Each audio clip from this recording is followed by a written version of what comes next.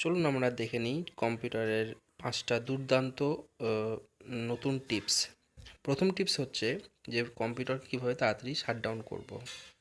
তো Alt F4 হচ্ছে তার shortcut key. Alt F4 press করার পর আমরা দেখব একটা ডায়লগ বক্স আসছে যেখানে শাটডাউন, সাইন আউট, স্লিপ এগুলো আসছে। তো সেখানে গিয়ে যেটা আমাদের দরকার সেটা ওকে করলেই আবার চলে আসবে। তো আমরা আবার রিপিট করে দেখাচ্ছি, Alt F4 ডাউন করলেই প্রেস করলে আমরা আবার এই ডায়লগ বক্সে দেখতে পাবো।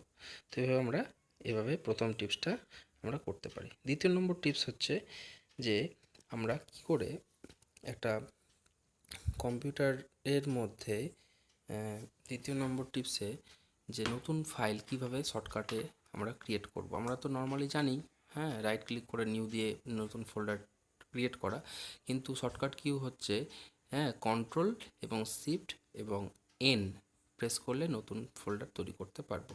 তো আমরা দুটো ফোল্ডার তৈরি করলাম। তো এভাবে আমরা নিউ ফোল্ডার তৈরি করতে পারি। 3 নম্বর যে টিপসটা হচ্ছে সেটা আমরা দেখব যে কোনো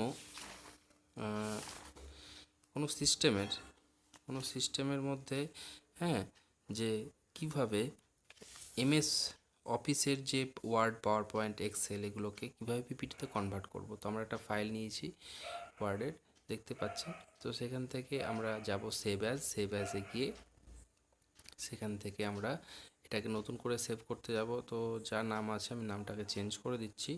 নাম চেঞ্জ করার পর দেখো লেখা আছে সেভ টাইপ নিচে, ঠিক তার নিচে সেভ টাইপ রয়েছে। তো আমার যেহেতু এটা উইন্ডোজ 7 এমএস অফিস, তো সেক্ষেত্রে এখানে নেই। অন্যান্য ক্ষেত্রে উইন্ডোজ 10 বা অন্যান্য আপার ভার্সন যেগুলো আছে উইন্ডোজ 7-এর, এখানে থাকবে PDF, save as a PDF. তো সেখান থেকে আমরা সিলেক্ট করে এটাকে সেভ করলে আমরা পিডিএফে কনভার্ট করতে পারবো।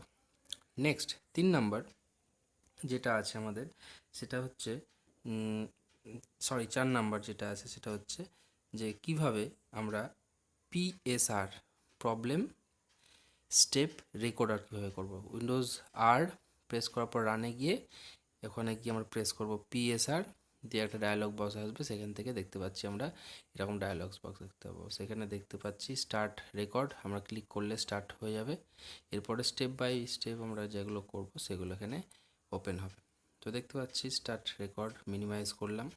মিনিমাইজ করার পর স্টার্টের মেনুতে গিয়ে আমরা প্রত্যেকটা স্টেপ বাই স্টেপ সেখান থেকে ফলো করলে আমরা দেখতে পাবো। তো প্রথমে আমরা স্টার্ট মেনু অন করলাম, অল অ্যাপস, সেখান থেকে গিয়ে স্ক্রল ডাউন করলাম। স্ক্রল ডাউন করে আমরা মাইক্রোসফট অফিস প্যাকেজের মধ্যে গিয়ে সেখানে গিয়ে আমরা হয়তো এক্সেল সিটটাকে বেছে নিলাম। তো এক্সেল সিট ক্লিক করে দেখতে পাবো যেটা আমরা করছি এখানে সেটাই আমরা কিন্তু স্টেপ আকারে দেখতে পাবো। তো এখনও পর্যন্ত আমরা যেহেতু রেকর্ডিং চলছে, তো সেই রেকর্ডিংটা শেষ যখন করব সেভ করার পর তখন আমরা দেখতে পাবো কি অবস্থায় সেই জিনিসটা রয়েছে। তো স্টপ